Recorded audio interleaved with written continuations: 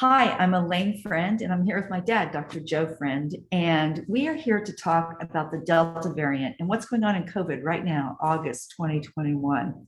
But Dad, do we really have to have our masks on? No, not in this situation. We're both familiar with each other and we're not in public.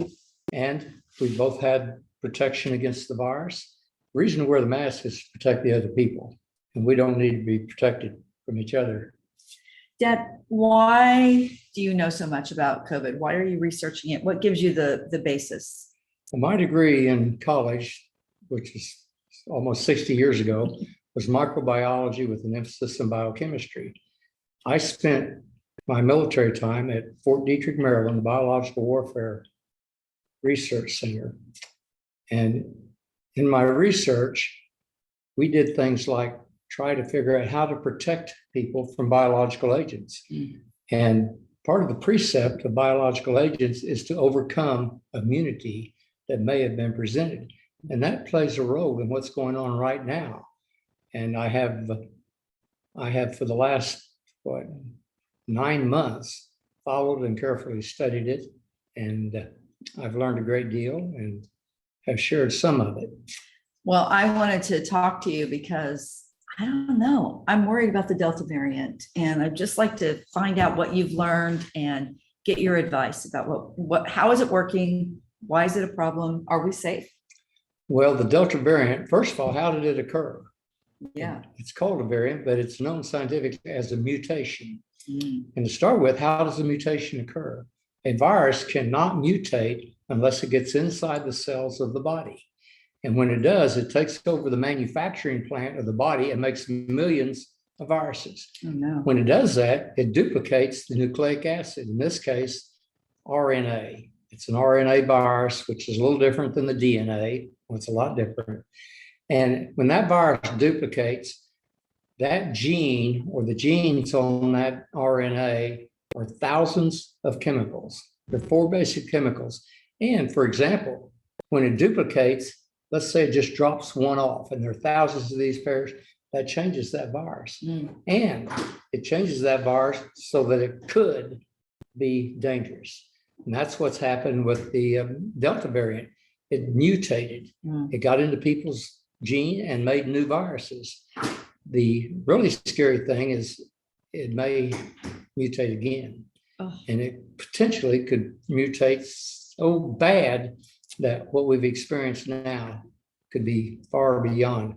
That's not likely, but it's a possibility. How do we protect ourselves and our fellow humans? Well, the virus is less likely to cause serious disease if you have protection.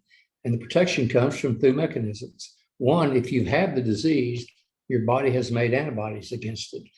Now, the Delta variant is one that has mutated so that the spike protein, I think everybody's seen the pictures, the little spikes on the virus. The spike protein has several different points compared to what the A or the previous variants have had. These points change its ability to attack the cells. For example, we know there's a factor scientifically called R naught. And the R naught means how many people this person with the disease or the virus going to infect. And the R naught for the A variant was 2 to 2.5. And for the Delta variant, it's 8. That means that the person with the A variant could spread it to 2.5 people. The Delta variant, people could spread it to up to 8 people. That's just what happens. And so I've heard that it's way more spreadable and infectious than the original COVID-19. Is that why? Absolutely, because it can attach to the cells. The problem is this: when people have protection against something, they prevent that virus from getting into the body. But the Delta virus is one that, like the other viruses, attacks through the nose, through the respiratory tract. And the number of virus in the Delta disease, the number of viruses in the throat, is 1,000 times greater than the number of viruses in the original or the A variant. That sounds like a super bug. It kind of is a super bug. In our biological warfare, the research I did was to figure out how do we overcome resistance. I'm not relating this to germ warfare. It's not. I don't believe the conspiracy theories at all. But we do know that if someone has a disease or a protection from disease with antibodies, you can overcome that. And that would be the precept of aggressive or offensive biological warfare. And the way you overcome it is you give so many viruses that your body's immune system cannot protect against it. And that's what's happening with the Delta virus. With 1,000 more viruses in your oral pharynx or the upper part of the mouth and nose, your body can't have it. And that's the reason that people who have had the vaccine and people who have had the disease can now be reinfected. Anything's possible even with the first one, but highly unlikely. Now, people are getting the disease and the virus when they've had the vaccine or they've had the disease. The thing is it's not near as serious. When a person who's had the vaccine or has had the disease gets this disease, usually it's only short-lived. They will have the ability to transmit it. They can transmit it for a day or two, maybe up to 3 or 4. And that's the reason for a mask. If you're going to be around anyone not protected, you should wear a mask. I think it's a social and ethical obligation in public places to wear a mask to protect the other people. And I mean, I hope people, even though I actually made the decision to get the vaccine, I wish people would wear a mask around me because I don't want to get it and transmit it. Well, if you get it, you're probably not going to be contagious but 2 to 5 days because your body shuts it down. But your reason is if they give it to you for 2 to 3 days, you could pass it on to someone else. Right. And particularly important for children. Yeah, I was just going to ask you, who's most at risk here? Well, anyone who has had risk factors such as organ transplant or they're on immunosuppressant drugs for chemotherapy, and children now have become very susceptible. With the original variant, children were very little at risk because there's 2 types of immunological protection, one called the innate, and that's interferon and cytokine. I mention that because everyone's heard of the cytokine storm, and everyone has that. Children have a very high level of interferon, and they take care of the virus. Most of them don't even have symptoms. I personally don't know of a single child that had the A type, but now intensive care units and hospitals, pediatric hospitals, are filling up with children, and this is the reason. And school's about to start. There's so many viruses in the throat that they can get it and overcome it. Now, I don't want to be political on it, but there are people from all over the country in scientific institutions, medical centers, claiming that it is totally unconscionable to send children to school and have teachers or staff that have not had the vaccine or the disease. And I got to agree that I meet with them, but there's so much of a social load here. And what do? Do you send your child to school or not? Well, most of the doctors I know and have listened to, and most of them are from major medical centers, New York University, Mayo, Johns Hopkins. Scientists. I have not heard a single lecture or podcast from medical people. Now, what you hear on TV is reporters. They're good at what they do, but they're not intellectually, scientifically intellectual. Right. And quite frankly, I've heard some of the political or people on state or federal payrolls making statements that I know to be incomplete truth. And that hurts the whole deal. I challenge anyone to find someone from one of the major medical institutions, Stanford, NYU, Mayo Clinic, Hopkins, and listen to the scientists. Yeah. Listen to what they're saying. All of them are saying, 1, get the vaccine. The risk to benefit is something very important with any medication or any drug. Weigh the risk. What is the risk of the vaccine? Yeah. It's very low compared to the risk of catching COVID. People are still dying from it, and people are getting infected. So scary.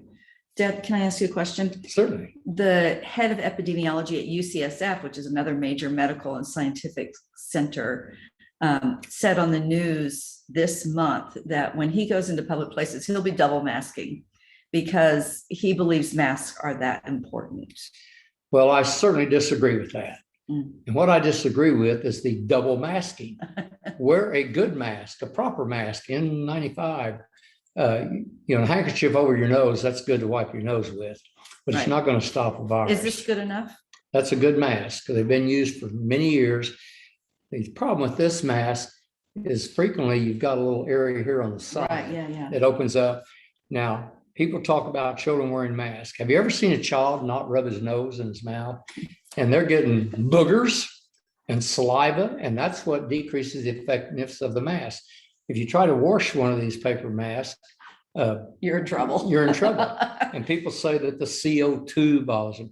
I can tell you, I spent 25 years spending most of my day in an operating room with surgeons and other medical personnel. There's no evidence that CO2 buildup is a factor of wearing a mask. And the children should not be exposed to people that aren't wearing masks just to protect them. I've seen when I go to the doctor's office, the nurses and anybody who has a smaller face, either twisting it like this and putting it over their ear or tying a knot in it like this to make them fit better. Yes. I think that's why the UCSF guy said, wear a tight cloth mask over your paper mask if it's too loose. So he agrees with you. I certainly think that would help. What about, wait, I have one more question. Burning. What about women who are pregnant? Because I hear a lot of fear about that. Women who are pregnant are not affected adversely by the vaccine, but women who are pregnant and have not been protected get very sick. Several have died and their babies have died. All of the obstetricians that I've listened to or looked up on recommend absolutely, if you're subject to getting pregnant or attempting to get pregnant, you should be vaccinated. The risk is very low compared to the benefits. The benefit is your baby and your life. The risk, you'll feel bad after the second shot for a day or two.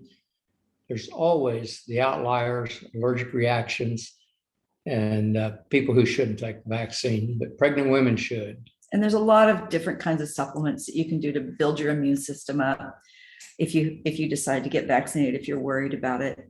But I think we should wrap this up. It's lots of good information, but you probably have questions, and rightfully so. I think asking questions is probably the best way that we can learn. And I think you're willing to answer some questions. Is that true? Yes, I am. I think the secret to this pandemic is for people to be educated and to dispel the false information and the incomplete information that is being put out by certain people. So let's wrap it up here. You can put comments or questions in the notes to this YouTube video, or if you know Dr. Joe Freund, you can send him an email. You're also welcome to reach out to me, Alane Freund, and my website is alanefreund.com. So send a contact form there if you would like to, and I'll forward it on to the doctor and he'll answer your questions. Thank you so much. And there are some additional topics that we'll probably address later on, but it needs to be scientific and not slanted by people who don't know the scientific information or who are politically motivated to make statements. And I'll also just say, if you ask a good question, we'll make a good video about it. Right, Deb? Right. Happy to. Bye for now.